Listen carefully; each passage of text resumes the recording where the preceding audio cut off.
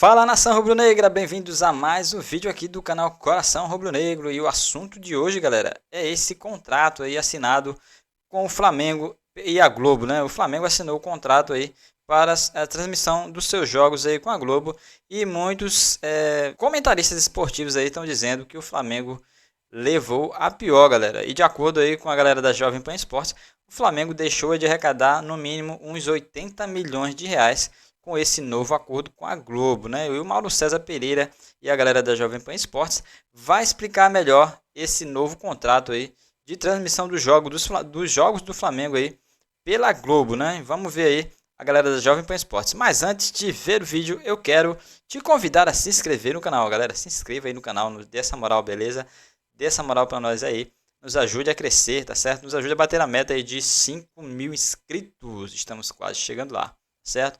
Deixe seu like no vídeo aí para ajudar e ative o sino da notificação para não perder nenhuma notícia do Flamengo aqui no canal Coração Rubro-Negro. E vamos pro vídeo de hoje. Créditos aí pro canal da Jovem Pan Esportes, galera. Vamos falar do Flamengo.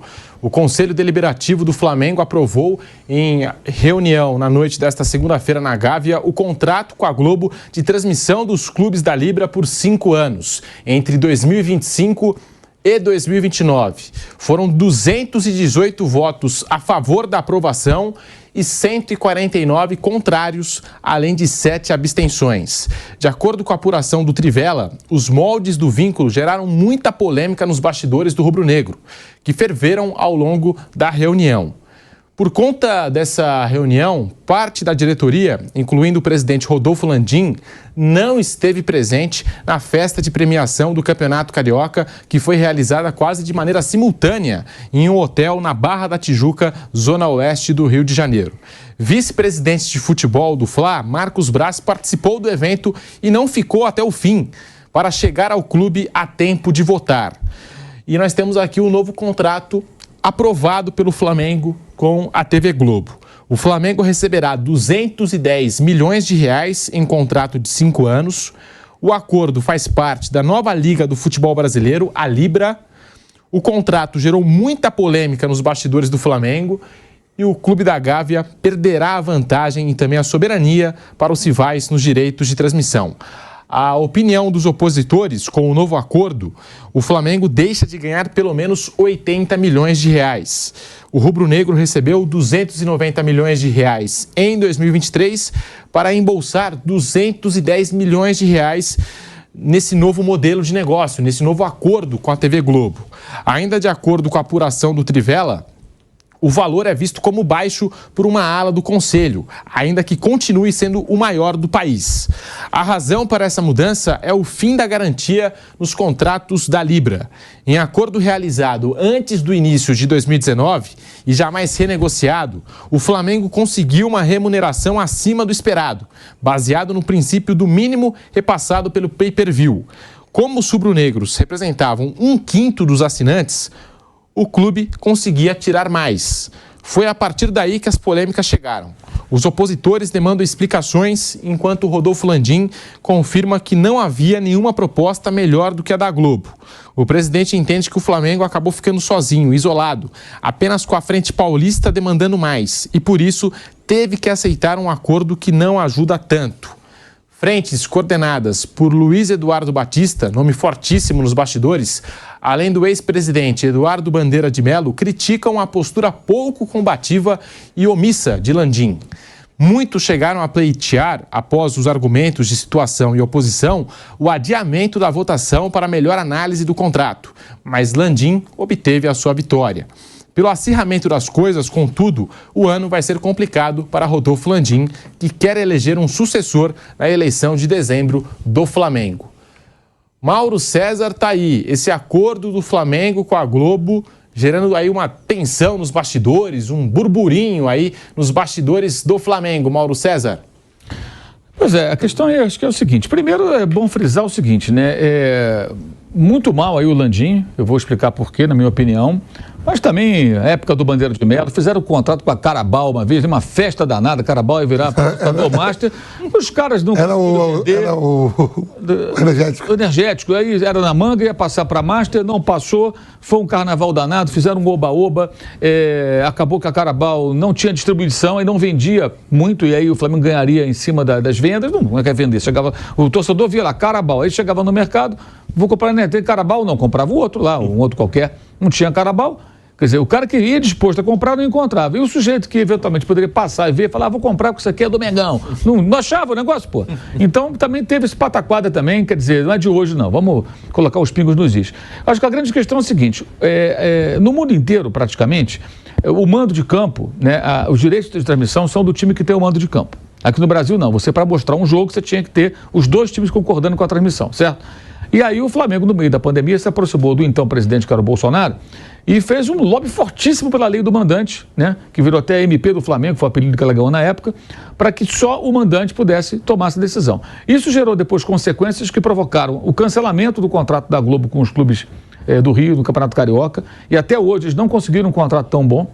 O Carioca não tem nem prêmio para o campeão. Isso foi o Flamengo que deu início, aí os outros acabaram de implodir tudo, porque aí o Flamengo ia ganhar mais, eles não queriam queriam ganhar igual o Flamengo, os outros times, acabou ficando todo mundo sem nada. A Globo tirou o time de campo, falou, não quero esse negócio aí, tchau, um abraço, né? Então já foi a primeira consequência. Começou com o Flamengo, os outros acabaram implodindo e fizeram um araquiri, né, financeiro. O Flamengo defendeu que a lei do mandante seria espetacular, sensacional, que ia revolucionar, ia ser algo melhor. Cara, talvez até seja no futuro, num mercado mais maduro, em que as pessoas negociem melhor os direitos de transmissão, que os clubes se unam para negociar em bloco, e não tem bloco nenhum, eles ficam brigados, são diferentes blocos, tem Liga Forte, tem Libra, cada um puxando aí, tentando fazer o que lhe interessa. Tem clubes na Liga Forte que estão recebendo adiantamento de direitos de transmissão por 50 anos, vendendo 20%. Então, só para você ter uma ideia, se amanhã o Grêmio ganhar 100 milhões e o Inter ganhar 100 milhões, o Inter durante 50 anos vai ganhar 80 milhões, ou o valor corrigido correspondente a isso. Porque o Inter vendeu 20%. No Rio, o Fluminense vendeu, o Vasco vendeu, o Botafogo vendeu. As duas safras do Fluminense, Flamengo não.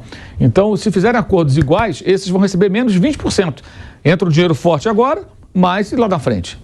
50 anos, gente. Quando nós falamos aqui outro dia. É provável que, quando o contrato terminar, o presidente do clube seja um homem que não nasceu ainda. Uma pessoa de 40 e poucos anos, que pode estar na presidência do clube e que não nasceu. O cara já nasce com esse contrato que compromete, não é pouco, 20% é uma urdida, né?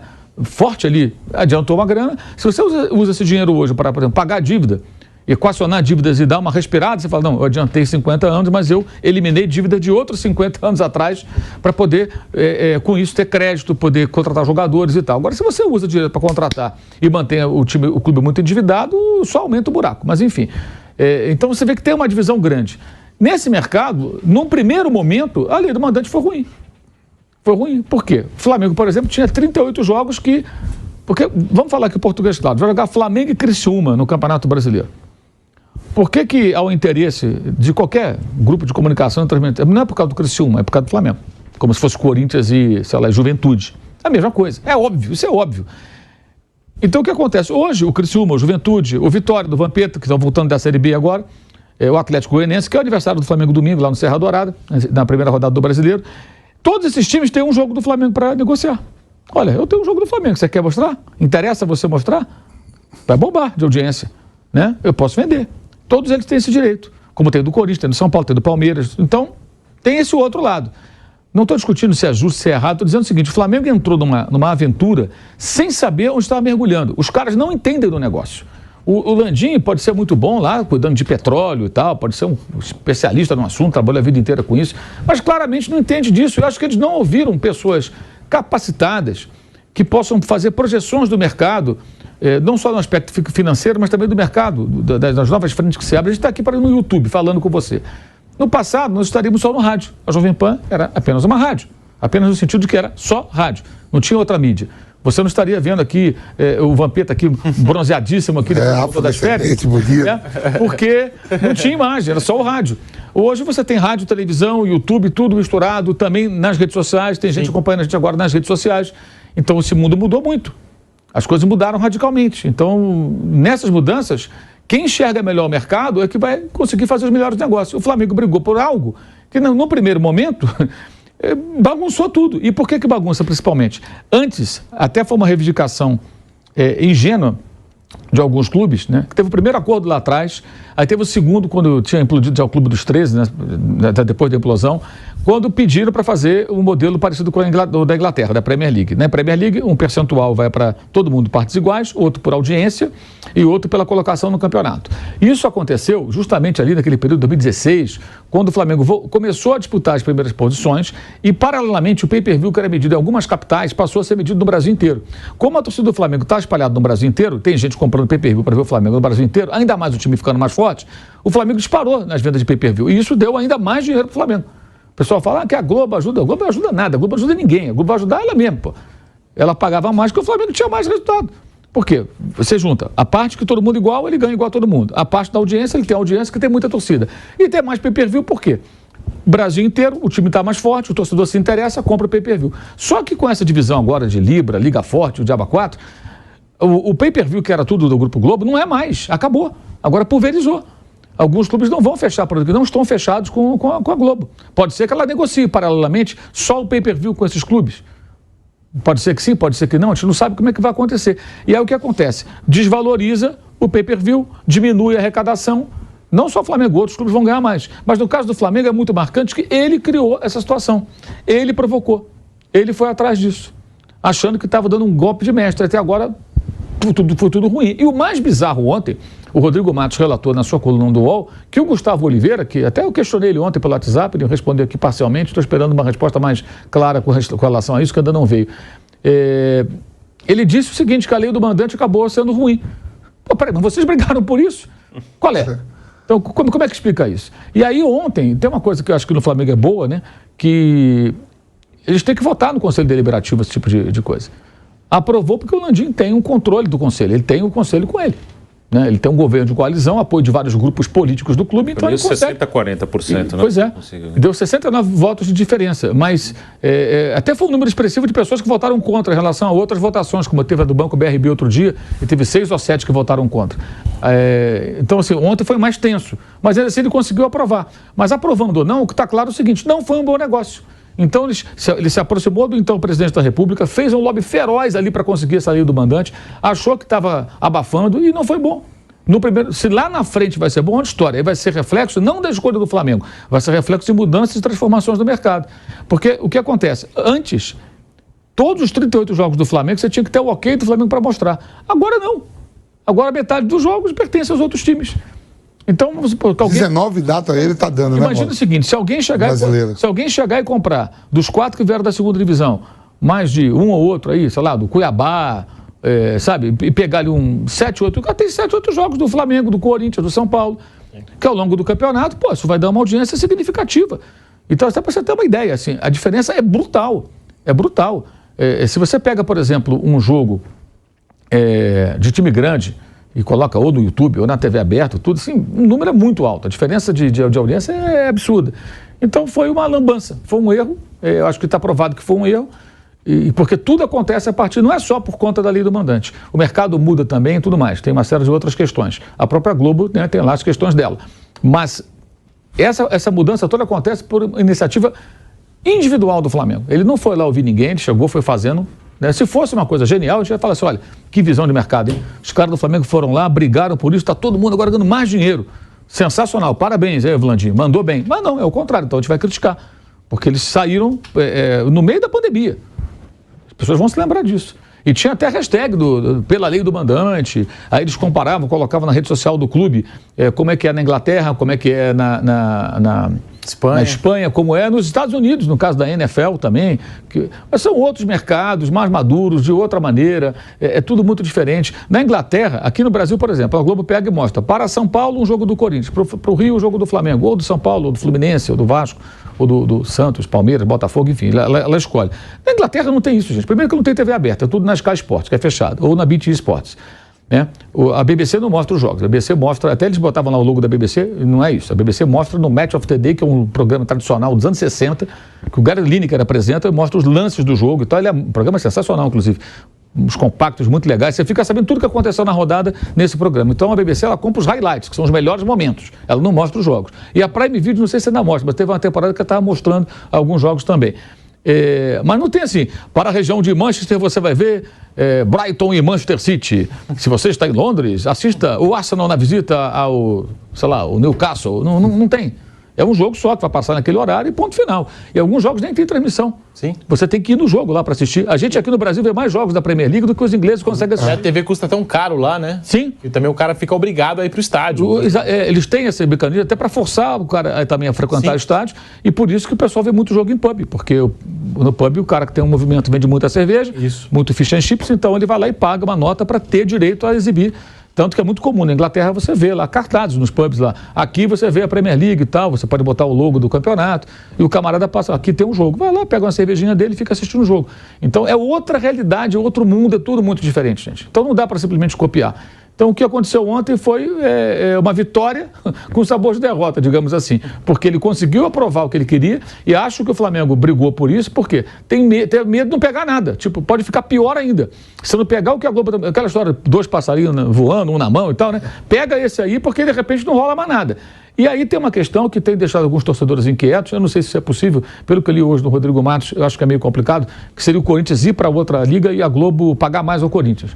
Mas pelo que eu li hoje na coluna do Rodrigo Matos no UOL, existem travas que impedem que, pelo acordo com a Libra, a Globo possa pagar mais a quem está em outro grupo.